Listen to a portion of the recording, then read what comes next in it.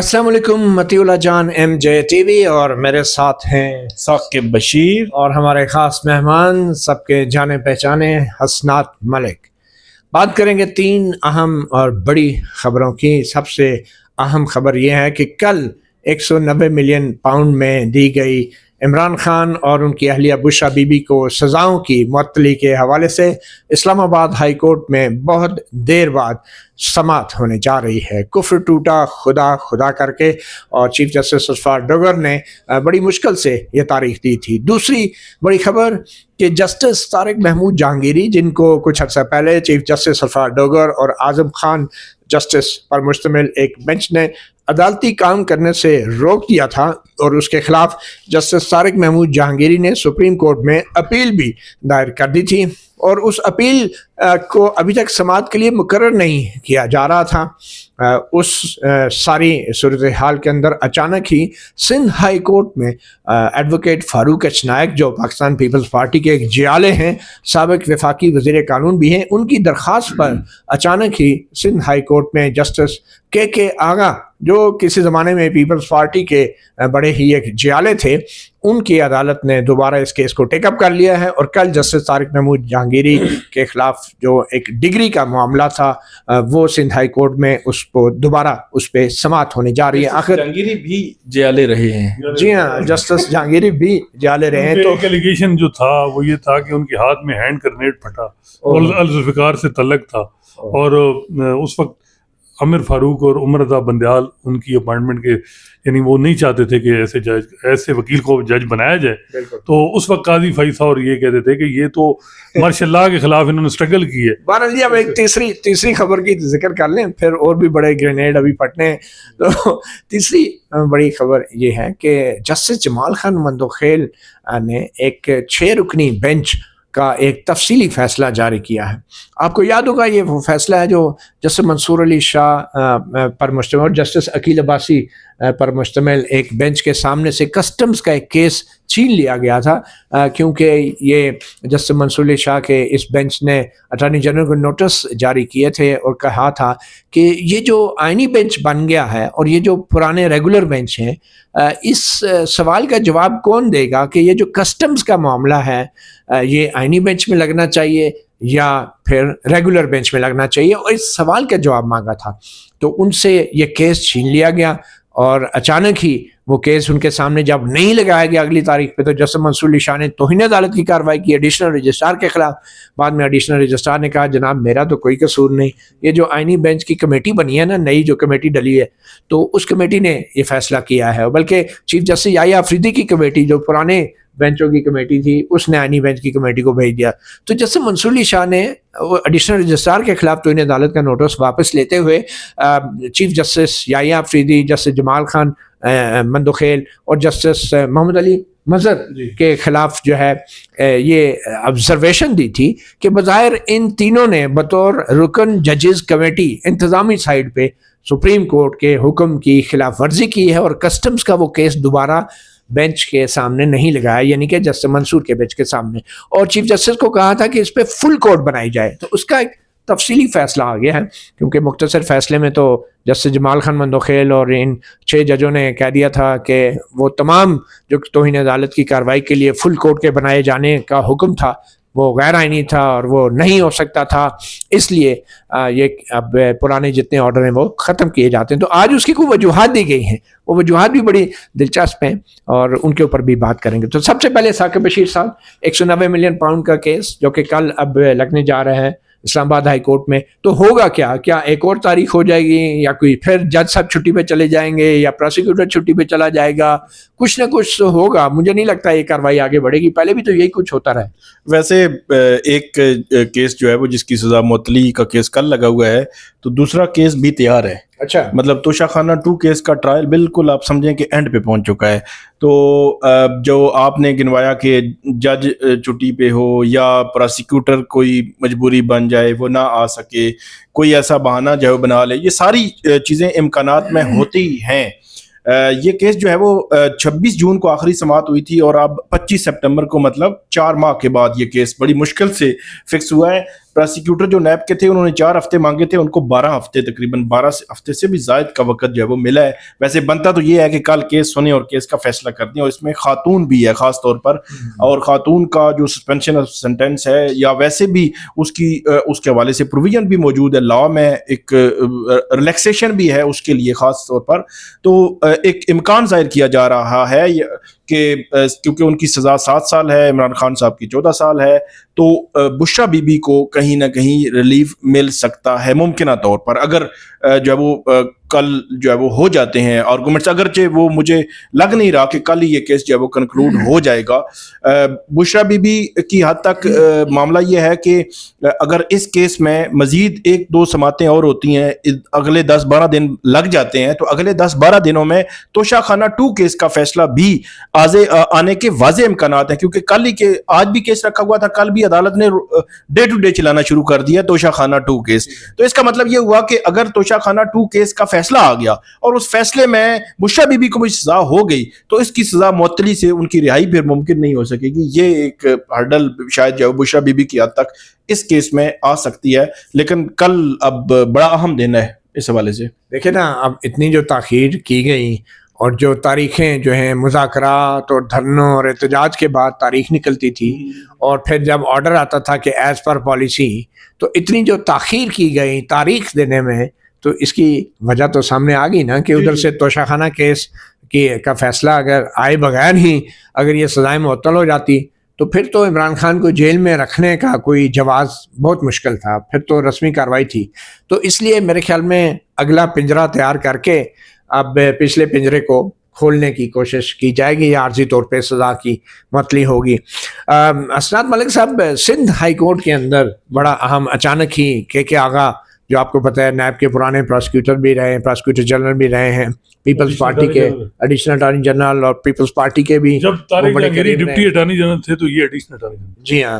تو آج یہ جو اچانک سندھ ہائی کورٹ میں یہ کیس ہے کیا, جو اچانک ہی خیال آ گیا ایڈوکیٹ فاروق نائک کو کہ جناب, اور وہ یونیورسٹی کی طرف سے پیش ہو رہے ہیں, کیا ہے ایڈوکیٹ فاروق نائک؟ دیکھیں مدیر جان صاحب, معاملہ یہ ہے کہ یہ غالباً کیس ایک آئینی بینچ کے سامنے لگا 10-11 تاریخ کو. اس دن جنید غفار صاحب ریٹائر ہو رہے تھے, تو ٹائم کی کمی کی وجہ سے اس بینچ نے کیس ایڈجرن کر دیا, اور جوڈیشل آرڈر کے تحت کہا گیا ہے جی کہ یہ کیس 30 ستمبر کو ٹیک اپ ہو کوئی مناسب بینچ کے ساتھ. اب ہوتا کیا ہے کہ 15 تاریخ فاروق نائک صاحب ایک درخواست دیتے ہیں, کہتے ہیں جی کہ کیونکہ جو بینچ نمبر 1 ہے کہ آغا, ان کے ساتھ عدنان کریم میمن صاحب جو ہیں وہ میرے ایسوسیٹ تھے, تو انہوں نے اس وقت کیس نہیں سنا تھا, کیونکہ میں پاکستان بار کونسل کا وائس چیئرمین تھا, تو مجھے بھی نوٹس تھا. تو انہوں نے کہا جی کہ یہ کنفلکٹ آف انٹرسٹ ہے, تو یہ کیس کسی اور بینچ میں ٹرانسفر کر دیں. تو اب میں اطلاع دینا چاہ رہا ہوں کہ میں اب وائس چیئرمین نہیں ہوں. مطلب ہے کہ آغا صاحب اور جو میمن صاحب ہے وہ کیس سن لیں, یہ انہوں نے اطلاع دی ہے. مطلب بیسیکلی 15 تاریخ ایک آنکھ کا اشارہ کیا, مطلب آنکھ کا اشارہ کروایا گیا ہے. نائک صاحب اب اتنے ایسے مجھے بتائیں کیسے ہوا ہے کہ جی وہ اتنی ذمہ داری, اور نائک صاحب کا ایک بڑا رول ہے موجودہ نظام میں, جو اس وقت جج انڈکٹ ہو رہے ہیں نظام میں. گو کہ علیحدہ بات ہے, بیریا ٹاؤن میں ان کو ریلیف نہیں مل سکا ڈوگر صاحب, جنہوں نے ان کو ریلیف سے وکیل کا تعلق نہیں. بیریا ٹاؤن والے معاملے میں ایک چیز بتا دوں, انہوں نے ریلیف لیا, لیکن مسئلہ یہ ہوا کہ اگلی ہیئرنگ پہ ان کے اوپر والی پارٹی آ گئی, انہوں نے ریلیف لے لیا. میرے خیال میں وکیل کے لیے ریلیف تو اس کی فیس ہوتی ہے جو ہر صورت میں ملتی ہے, اور وہ دوسرا یہ کہ سٹے, وکیل کہتا ہے جی میں نے 3 مہینے سٹے لے دیا, نائک صاحب کو ڈوگر صاحب نے سٹے 3 مہینے. ٹھیک ہے. اب ہوتا یہ ہے کہ 15 تاریخ وہ اطلاع دیتے ہیں, 21 یا 22 تاریخ HEC کی طرف سے ایڈیشنل اٹارنی جنرل آتے ہیں کہ جی یہ معاملہ بڑا امپورٹنٹ ہے, HEC کی بدنامی ہو رہی ہے, اور اس کیس کو جلدی ڈیسائیڈ کریں. کہ آغا صاحب کیس کو ارلی ہیئرنگ والی وہ جو درخواست ہے وہ ٹیک اپ کرتے ہیں کل, جو گزر گئی ہے کل, اور اس میں کہتے ہیں ہاں جی بات میں وزن ہے. تو ایسا کرتے ہیں, اب نائک صاحب تو نکل گئے, یہ بینچ یہ کیس جو ہے ہمارے سامنے 25 کو لگا دیں. اب 30 کو ایک جوڈیشل آرڈر ہو گیا ہے, انہوں نے اس کے آغا نے اس آرڈر کو ان افیکٹو کر کے, اور کے آغا نے یہ کیس جو ہے اپنے پاس لگا دیا. اور کل 30 کو کون سا جوڈیشل آرڈر, یعنی جو 11-12 تاریخ کو لگا تھا ایک اور بینچ کے سامنے, انہوں نے ایک ڈیٹ دی تھی کہ 30 تاریخ کو یہ کیس لگے گا. اچھا. اور انہوں نے بیچ میں ارلی ہیئرنگ دلوا کے وہ جو HEC کی, اور اس میں آرڈر پاس کر دیا کہ یہ کیس بڑا امپورٹنٹ ہے, 30 کے بجائے اس کو 25 کو ہمارے بینچ کے سامنے لگا. اچھا مجھے تو اس کی وجہ یہ لگتی ہے کہ اسلام آباد ہائی کورٹ نے جو جسٹس طارق محمود جہانگیری کو عدالتی کام کرنے سے روکا ہے، یہ انتہائی مذاقہ خیز اور ریڈیکولس آرڈر تھا، جس کے اوپر سپریم کورٹ جو ہے کسی بھی وجہ سے مداخلت بھی نہیں کرنا چاہ رہی تھی، اور وہ چاہ رہی تھی کہ پہلے سندھ ہائی کورٹ سے کچھ آ جائے اور تاکہ سارے معاملات سندھ ہائی کورٹ میں چلے جائیں اور سپریم کورٹ کو کچھ نہ کرنا پڑے، کیونکہ چیف جسٹس یحییٰ آفریدی جو ہیں اس معاملے میں یا تو بے بس ہیں یا تو پھر بڑے ہی محتاط ہیں. تو کوئی ایک وجہ ہے. اور پھر یہ بتائیں کہ آگاہ جو ہیں وہ سندھ ہائی کورٹ کے اندر کیا آئینی بینچ کے سربراہ بھی ہیں، اور کیا یہ معاملہ آئینی بینچ کے سامنے ہے؟ سندھ ہائی کورٹ پہلے یہ ریگولر بینچ کے سامنے تھا. صلاح الدین پنور جو اب سپریم کورٹ میں آئے، انہوں نے اسٹے دیا تھا.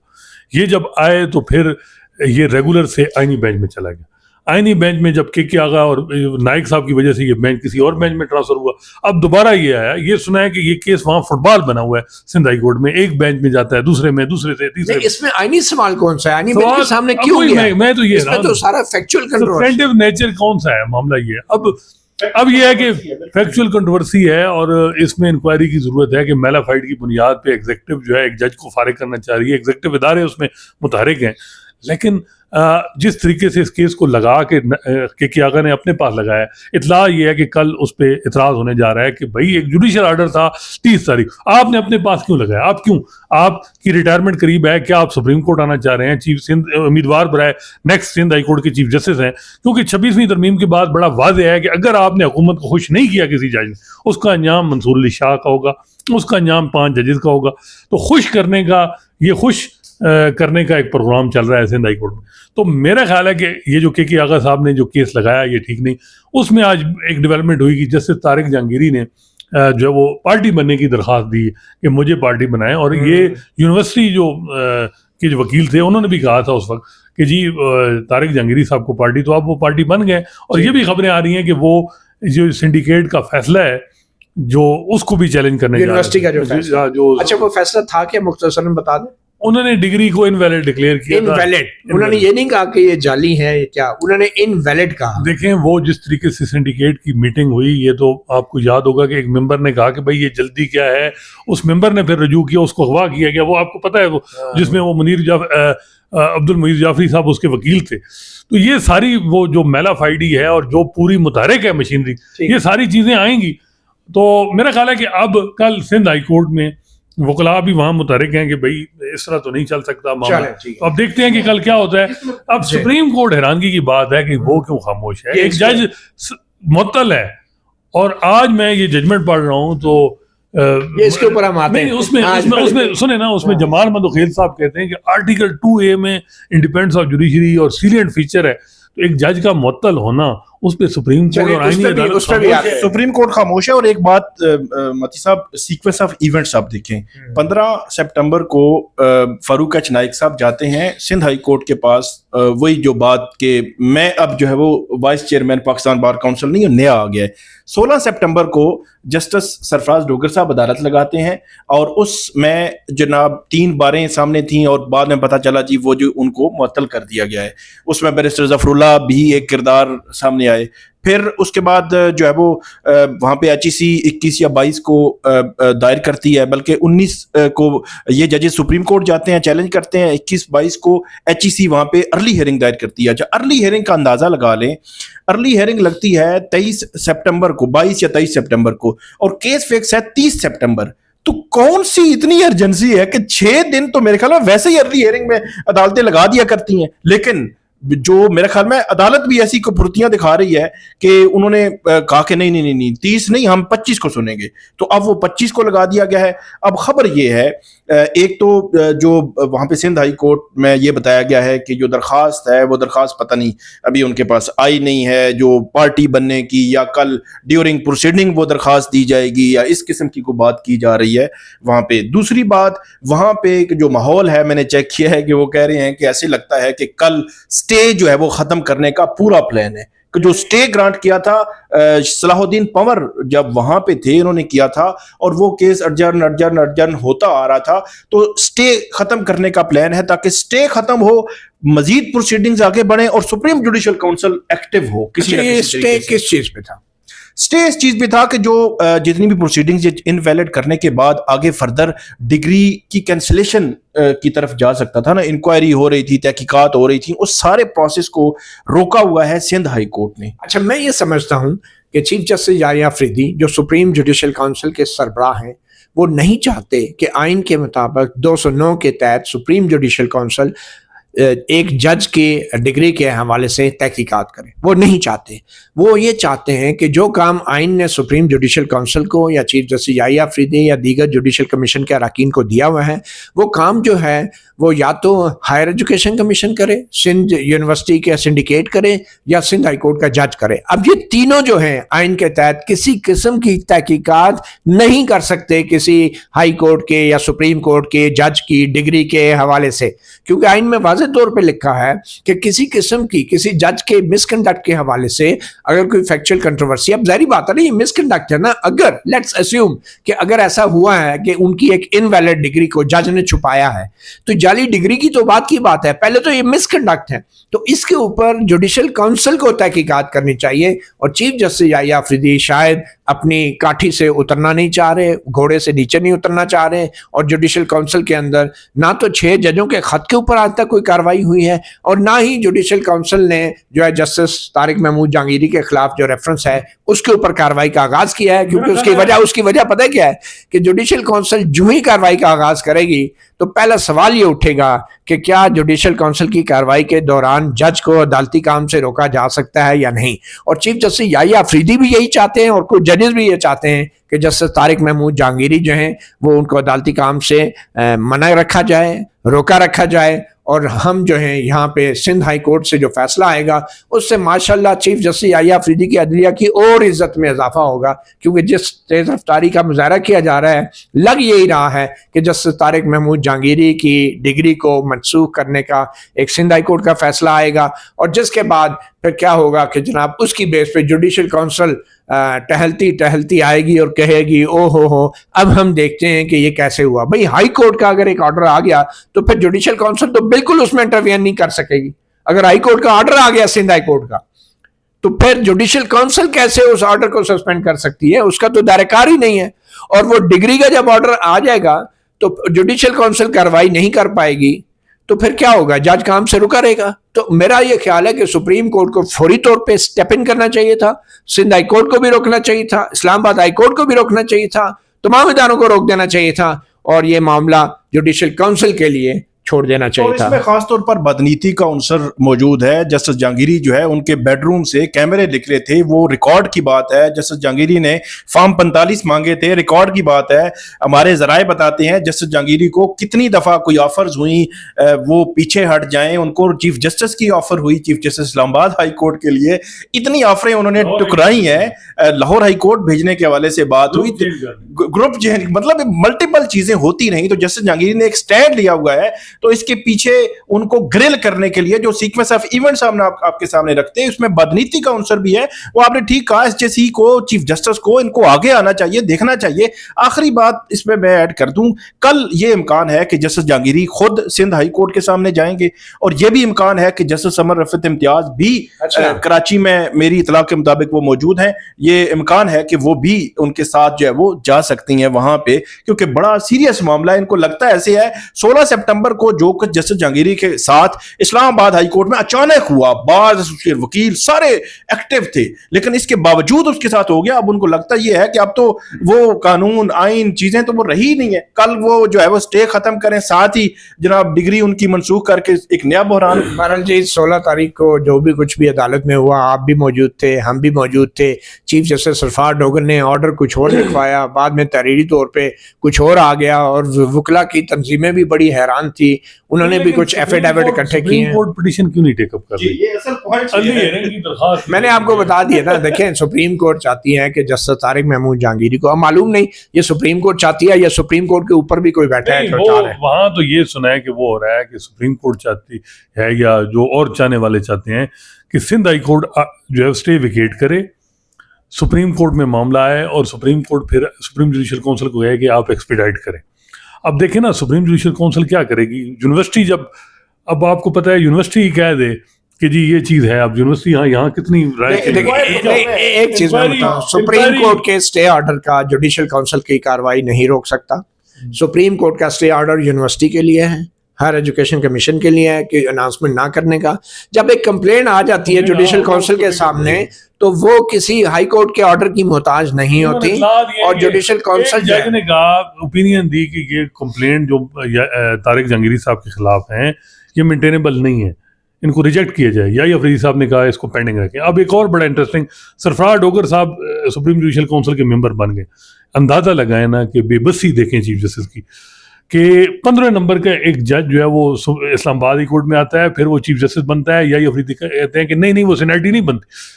پھر دوسرے دن اس کو national judicial policy making committee میں بٹھاتے ہیں کہ جی انٹرفیئرنس روکنے کے لیے ڈوگر صاحب ذرا دیں اپنی رائے. مطلب دیکھیں نا, اب افریدی صاحب جو ہیں انہوں نے سپریم جوڈیشل کونسل میں بھی ان کو بٹھائیں گے. اب مجھے جو لگ رہا ہے ڈوگر صاحب کا جو مزاج ہے وہ کیا ایسا ہو کہ سپریم جوڈیشل کونسل میں وہ کہیں جی میں نہیں اٹھتا, میں تو بیٹھوں گا, اور وہ بیٹھیں گے اس کیس میں. اور طارق ان کا ووٹ بڑا امپورٹنٹ ہے, 5-2 کی پوزیشن ہے, یا افریدی صاحب, علیہ نیلم اور سرفراز ڈوگر. اب منصور علی شاہ, منیب اختر تو میرا نہیں خیال کہ وہ تو اس معاملے میں اس طرح کا جائیں. تو یہ معاملہ جو ہے یہ جا رہا ہے اس طرف کے سپریم کونسل میں, یہ جو ہے وہ یہ معاملہ چلے گا. بہرحال جی میرا یہ خیال ہے کہ یہ ڈگری کا معاملہ جس کسی نے بھی اٹھایا ہے اس کو آپ ان ویڈیو کیمرہ سے بھی جوڑ سکتے ہیں جو جسٹس طارق محمود جہانگیری کے کمرے سے برآمد ہوئے تھے. ٹھیک ہے, اب اس خط کے اوپر تو جوڈیشل کونسل کو ہمت نہیں ہوئی کسی قسم کی کارروائی کرنے کی, تحقیقات کرنے کی. ٹھیک ہے, ایون کہ شوکت عزیز صدیقی صاحب کو جب برطرف کیا گیا تو کہا گیا کہ بغیر انویسٹیگیشن کے ان کو برطرف کرنا غیر آئینی تھا, لیکن جب بحال کیا گیا تو بھی کوئی انویسٹیگیشن نہیں کی گئی, اور شوکت عزیز صدیقی بھی اپنی مراد لے کے پینشن لے کے سائڈ پہ ہو گئے, چپ کر گئے. پھر وہ بھول گئے کہ اس مداخلت کی تحقیقات ہونی چاہیے تھی. تو بات یہ ہے کہ یہ کمپلیٹلی بلیک میلنگ ہے ججز کی, کہ 35-40 سال بعد خبروں میں پھیلا دیا جائے کہ اس جج کی ڈگری جعلی ہے, اس لیے کہ جسٹس طارق محمود جہانگیری اسلام آباد کے 3 قومی اسمبلی کے حلقوں کی تحقیقات کر رہے تھے اور اوریجنل فارم 45 مانگ رہے تھے, اور نون لیگ کے تینوں جیتے ہوئے ایم این ایز کے پاس اوریجنل فارم 45 تمام پولنگ سٹیشنز کے نہیں تھے. اور لطیفہ یہ تھا کہ ان 2 کو میں نے جو انٹرویو کیا ایم جے ٹی وی پہ, اس میں انہوں نے یہ کہا کہ انہوں نے تمام پولنگ سٹیشنوں کے فارم 45 جمع کرا دیے ہیں, اور جن میں سے 80% وہ فارم 45 سے جن کے اوپر آر او نے تصدیق کی تھی, اور آر او نے ان کی کاپیاں نون لیگ کے کامیاب امیدواروں کو فراہم کی تھی. تو یہ وہ وجہ ہے بلیک میلنگ کی جس کے نشانہ جسٹس طارق محمود جہانگیری پر. ان کو پیغامات آئے تھے کہ ہاتھ ہولا رکھیں, چیزیں ٹھیک رکھیں. اب یہ چیزیں تو پھر فیکچوئل آئیں گی نا کہ بھائی یہ آپ کیا طارق جہانگیری سے چاہ رہے تھے کہ جو نہیں کیا, جس کی وجہ اگر افتخار چودھری اور قاضی فیصل کا ریفرنس اس بنیاد پہ کویش ہوا وداؤٹ گوئنگ فیکچوئل کنٹرول, تو اب طارق جہانگیری صاحب کا بھی معاملہ ہے انڈیپینڈنس آف جوڈیشری کا. یہ کسی جج کا معاملہ نہیں ہے, کسی ذات کا معاملہ نہیں ہے, طارق جہانگیری کی ذات کا ایشو نہیں ہے. اس طرح ججز کو اگر آپ کرنا شروع کریں گے تو پھر یہ دیکھیے گا کہ کسی دن یہ ٹائم آئے گا کہ یا افریدی صاحب کو بھی نیچے ریٹ سے سسپینڈ کروا دیا جائے. بہرحال اس کا مطلب یہی ہے کہ جو ججز کھڑے ہو جائیں گے اصولوں پہ ان کی ڈگریوں کے اوپر خبریں نکل آئیں گی, اور جو نہیں کھڑے ہوں گے نہ صرف یہ کہ ان کی ڈگریوں پہ خبریں نہیں نکلیں گی, ان کو ترقیاں بھی ملیں گی. وہ کئی ججز پہ الزام ہے کہ جنہوں نے جیلی آرڈر بھی جاری کیے دوسرے جج کا سائن کر کے, وہ ٹھیک ہو جائیں گے. اچھا ثاقب, جسٹس جمال خان مندوخیل نے ایک بڑا زبردست آرڈر دیا ہے. جسٹس جمال خان مندوخیل اور جسٹس محمد علی مظہر کے خلاف جسٹس منصور علی شاہ کے ایک بینچ نے توہین عدالت کی کارروائی, بلکہ چیف جسٹس یحییٰ آفریدی کے خلاف بھی توہین عدالت کی کارروائی کی سفارش کی تھی چیف جسٹس یحییٰ آفریدی کو فل کورٹ کے سامنے لگانے کے لیے. تو ہوا کیا کہ وہ فل کورٹ تو نہیں بنی, اور جسٹس جمال خان مندوخیل اور جسٹس محمد علی مظہر نے, جو کہ خود توہین عدالت کے مبینہ طور پہ ملزم تھے, کٹہرے میں کھڑے تھے, انہوں نے اپنے حق میں ایک فیصلہ جاری کیا ہے. ثاقب بشیر صاحب, یہ کیا فیصلہ ہے جو دو ملزمان نے اپنے حق میں جاری کر دیا ہے, جسٹس جمال خان مندوخیل اور جسٹس محمد علی مظہر؟ دیکھیں میرا خیال ہے کہ اگر یہ دیکھا جائے تو یہ آرڈر کا اختیار نہیں ہے ان کے پاس. جمال مندوخیل اور محمد علی مظہر پہ الزام ہے کہ انہوں نے ایک جوڈیشل آرڈر کی وائلیشن کی. اگر 3 نومبر 2007 کو ججز نے جوڈیشل آرڈر کی وائلیشن کی تو ان کے خلاف کنٹمپٹ کی کارروائی ہوئی اور اس کا مینشن کیا، اور وہ کہتے ہیں ڈسٹنگوش ہے وہ معاملہ. یہاں بھی دیکھیں اگر آپ ڈسٹنگوش سے مراد یہ معاملہ فرق ہے. دیکھیں کنٹمپٹ میرے خیال میں اگر جج جو ہے وہ یہ نہیں ہو سکتا کہ اگر کنٹمپٹ جو جورسپروڈنس ہے اس میں ہو سکتی ہے کنٹمپٹ. اب اس میں ایک پیراگراف انہوں نے لکھ دیا، میں بھی بظاہر وہ طارق جہانگیری صاحب کو فیور کر رہا ہے کہ جی ہائی کورٹ کا جو ہے وہ ایک جج جو ہے وہ دوسرے جج کے خلاف نہیں کر سکتا، لیکن بظاہر یہ لگ رہا ہے کہ اس ججمنٹ کے ذریعے یہ افریدی صاحب کو پروٹیکٹ کرنے کی کوشش ہے جو انہوں نے کمیٹی کا فیصلہ نہیں مانا. یہ جج ہیں جو کہتے ہیں کہ ہم نے آئین کو فالو کرنا ہے، آئین میں ٹیکسٹ میں آ گیا ہے کہ آئینی بینچ ہی جو وہ اس قسم کے کیسز سنے گا، تو دوسرے ججز خود ہی بیٹھ اگر نہیں کریں گے تو وہ اپنے عہد کی وائلیشن کریں گے. ہم تو آئین کے تحت ہی چل رہے ہیں کیونکہ آئین کا ٹیکسٹ چینج ہو گیا. اب اس میں سوال یہ اٹھتا ہے کہ یہ جو پارلیمنٹ ہے ماشاءاللہ اس نے کل اگر ٹیکسٹ میں یہ تبدیلی لے آئے کہ یار آئینی جو کیسز ہیں یہ جج ذرا ڈھیلے ڈالے ہیں یا اتنے ٹائم لگاتے ہیں، ہم ذرا جیک برانچ والوں کو آئین کی تشریح کے لیے ان کو بٹھا دیتے ہیں، کیا مندوخیل صاحب مان جائیں گے؟ کیا محمد علی مظہر مان جائیں گے؟ دیکھیں آئین کا اسپرٹ اب یہاں بار بار ہو رہا ہے کہ انڈیپینڈنس آف جوڈیشری. ایک جج ایون حکومتی لوگ بھی کہتے ہیں کہ بینچ نے خود ڈیسائیڈ کرنا ہوتا ہے کہ میری جوریسڈکشن ہے یا نہیں. صرف ایک سوال اٹھایا منصور علی شاہ نے، اس پہ یہ اگر یہ فیصلہ آ جاتا، غلط فیصلہ ہوتا، آپ اس کو فیصلے کو یعنی سیٹ اسائڈ کر دیتے. لیکن ایک کیس اٹھا لینا جوڈیشل آرڈر کے باوجود بھی میں سمجھتا ہوں کہ یہ بہت بڑی زیادتی ان دو ساری کمیٹی کے ممبران نے کی، اور پھر خود بیٹھ گئے. یا تو یہ خود نہ بیٹھتے نا، اس فیصلے کی کوئی حیثیت نہیں ہے. ہاں جو ایک چیز انہوں نے ایک پیراگراف لکھا ہے اس میں یہ ہے کہ جی ہائی کورٹ کا ایک بینچ دوسرے بینچ کو نہیں روک سکتا، ایک جج دوسرے بینچ کے خلاف آرڈر نہیں پاس کر سکتا. تو جہانگیری صاحب کا میرے خیال ہے جہانگیری صاحب کا جو معاملہ ہے وہ اتنا آسان ہے، وہ ڈوگر صاحب کا فیصلہ اتنا اس میں پریشان یعنی وہ اتنا مسئلے والا ہے کہ حافظ احسان صاحب نے بھی ہاتھ کھڑے کیے کہ میں اس کو دفاع نہیں کر سکتا. حافظ کون سے؟ احسان کھوکھر صاحب. اچھا احسان کھوکھر. یعنی عموماً وہ تو اس سے آپ اندازہ لگا لیں کہ اس پوزیشن اگر ہم کہتے ہیں نا کہ اس فیصلے سے جہانگیری صاحب کو فائدہ ہوگا، میرا خیال ہے کوئی نہیں. یہ فیصلہ یہ جو اوور آل یہ جو آرڈر ہے ان کے سامنے یہ کیس ہی نہیں تھا، انٹرا کورٹ اپیل تھی. ایک نظر عباس کو کنٹمپٹ نوٹس ہوا ہے، یعنی سوری شو کا نوٹس وڈرا ہو گیا ہے. یہ جو ساری کہانی یہ سو موٹو کا اختیار تو ختم ہو گیا ویسے آئینی بینچ کے سامنے. اور میرے خیال میں اسی لیے جسٹس اطہر من اللہ اور جسٹس دوسرے کون تھے، جسٹس شاہد بھائی، انہوں نے کہا کہ اب جب وہ شوکاز ہی واپس ہو گیا ہے تو شوکاز کے خلاف جو انٹرا کورٹ اپیل تھی وہ بھی انفیکچس ہوگی. تو ایک طرف تو کہہ رہے ہیں کہ جسٹس منصور کا بینچ جو ہے وہ فنکٹس آفیشو ہو گیا، تو کیا یہ بینچ فنکٹس آفیشو نہیں ہو گیا جس کے آگے کاز ہی ختم ہو گئی تھی اور وہ شوکاز ہی واپس ہو گیا تھا؟ اب اس میں اگر انہوں نے جوڈیشل آرڈر دیکھیں، سپریم کورٹ کا آرٹیکل 190 بھی ہے کہ سپریم کورٹ کا فیصلہ جو ہے وہ اس کے سارے ادارے پابند ہیں. سپریم کورٹ کے جج کا اوتھ یا تو دیکھیں آئینی عدالت والے جو 5 اسٹار ججز ہیں ان کا اوتھ ڈفرینٹ ہے اور 3 اسٹار کا ڈفرینٹ ہے، سب کا اوتھ ایک ہے. دیکھیں ڈٹرمن کسی کی مینٹینیبلٹی جوریسڈکشن وہ جج خود کرتا ہے. عموماً آپ سول جج کورٹ میں جاتے ہیں، کہتے ہیں جی آپ کی جوریسڈکشن نہیں ہے، یہ وہ جج خود ڈیسائیڈ کرتا ہے. یہ کیا جی کہ 4th وے ہو گیا ہے جی، اس میں تو آرٹیکل 211 پھر افتخار چودھری اور قاضی فیصل کو ریلیف کیوں ہو گیا، وہ بات ہوگی. بالکل. ثاقب کوئکلی اب یہ بتائیں کہ یہ توشک خانہ والے کیس میں فیصلہ کب تک آنے کا امکان؟ آج جو ہے وہ جو آخری تفتیشی افسر تھے ان پر جرا شروع ہو چکی ہے. کل پھر عدالت نے رکھ لیا، ڈے ٹو ڈے چل رہا ہے. اس کے بعد ایک 342 کے وہ سوال نامہ دیا جاتا ہے، دونوں ملزمان کو دیا جائے گا، وہ اس کا ریٹرن ہی جواب دے دیں گے اور اس کے بعد دلائل ہونے اور فیصلہ ہونا ہے. یہ اگلی 2 سے 3 سماعتوں میں اس کیس کا فیصلہ آنے کو ہے. ٹھیک ہے، اگلے 1 ہفتے کے اندر. بالکل. بہت شکریہ ثاقب بشیر اور حسنات ملک. ہم نے سپریم کورٹ، اسلام آباد ہائی کورٹ اور سندھ ہائی کورٹ کا آپ کو دورہ کروایا اور بتایا کہ ہماری عدلیہ کی اس وقت کیا صورتحال ہے. مطیع اللہ جان ایم جے ٹی وی اور ثاقب بشیر کو اجازت دیجیے. اللہ حافظ.